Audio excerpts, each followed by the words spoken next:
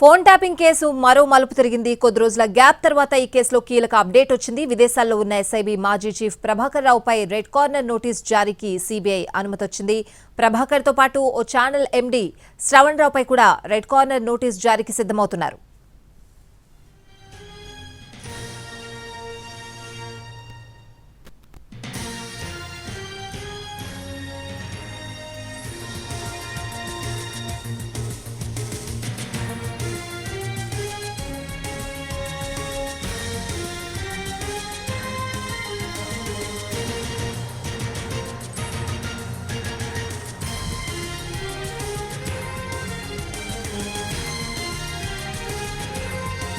Phone tapping case మరో మలుపు తిరిగింది. కొద్ది రోజుల గ్యాప్ తర్వాత ఈ కేసులో కీలక అప్డేట్ వచ్చింది. విదేశాల్లో ఉన్న ఎస్ఐబీ మాజీ చీఫ్ ప్రభాకర్ రావుపై రెడ్ కార్నర్ నోటీస్ జారీకి సీబీఐ అనుమతి వచ్చింది.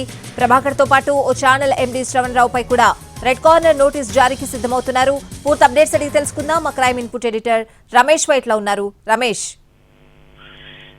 ఫోన్ ట్యాపింగ్ కేసులో కీలక మలుపు తిరిగిందని చెప్పొచ్చు. ఈ కేసులో ఇప్పటి వరకు సిటీ పోలీసులు వెయిట్ చేస్తున్న పరిణామం రానే వచ్చిందని చెప్పొచ్చు. ఎందుకంటే ఇప్పటి వరకు సిటీ పోలీసులు ఒకటే అడుగుతున్నారు, రెడ్ కార్నర్ నోటీసు. ఏదైతే ఈ కేసులో కీలక నిందితులైన ప్రభాకర్ రావుతో పాటు శ్రవణ్ రావు వీళ్ళిద్దరిని కూడా విచారిస్తేనే అసలు విషయాలన్నీ వెలుగులోకి వస్తాయి.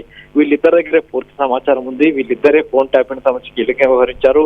అంతేకాకుండా ఎస్ఐబీ మాజీ చీఫ్ గా ఉండి మొత్తంగా ప్రభుత్వంలో దాదాపు 10 సంవత్సరాల పాటు అతను ప్రభాకర్ రావు ఉన్నాడు. అతనే చాలా వరకు కూడా ఫోన్ ట్యాపింగ్ పాల్పడ్డాడు. అతని కన్సల్టెంట్ దాదాపు 52 మంది టీంతో కలిపి ఒక వ్యవస్థను ఏర్పాటు చేయడం జరిగింది. ప్రైవేట్ వ్యవస్థను కూడా ఏర్పాటు చేస్తారు. కాబట్టి ప్రభాకర్ రావును విచారిస్తేనే అన్ని విషయాలు వీళ్ళకి వస్తాయి.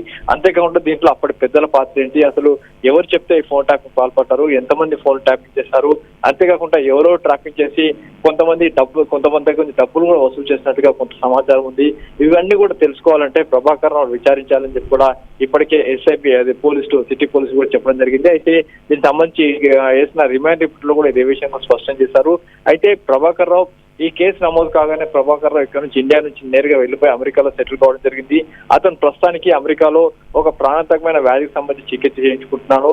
అయితే తాను చికిత్స తర్వాత అధికారుల ముందు హాజరవుతానని చెప్పడం జరిగింది. అయితే దానికి కోర్టు ఒప్పుకోలేదు. అది 30% అరెస్ట్ తీసుకురావాలని చెప్పింది. అయితే ఇప్పటికీ ఎన్బిడబ్ల్యూ ప్రభాకర్ రావుతో పాటు శ్రవణ్ రావు ఇద్దరు మీద ఎన్బిడబ్ల్యూ కూడా జారీ కావడం జరిగింది. దీన్ని ఎన్బిడబ్ల్యూ ఇష్యూ అయిన నేపథ్యంలో సిఐడికి సమాచారం ఇస్తే సిఐడి నేరుగా ఇంటర్పోల్ కు సమాచారం ఇవ్వాలంటే సిబిఐ ద్వారా ఇంటర్పోల్ సమాచారం ఇవ్వాల్సి ఉంటుంది. ఈ నేపథ్యంలో సిబిఐకి అటు ఈ తెలంగాణ సిఐడి సమాచారం ఇచ్చి వెంటనే రెడ్ కార్నర్ నోటీస్ కు సన్నద్ధం చేయించండి అని చెప్పి కూడా ఒక రిక్వెస్ట్ పెట్టడం జరిగింది. ఈ మేరకు సిబిఐ కూడా యాక్సెప్ట్ చేసింది.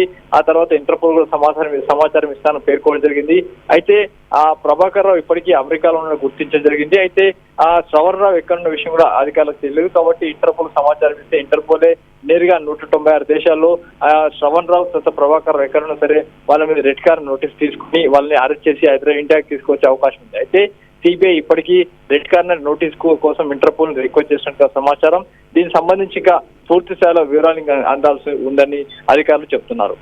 Right Ramesh, thanks for the updates.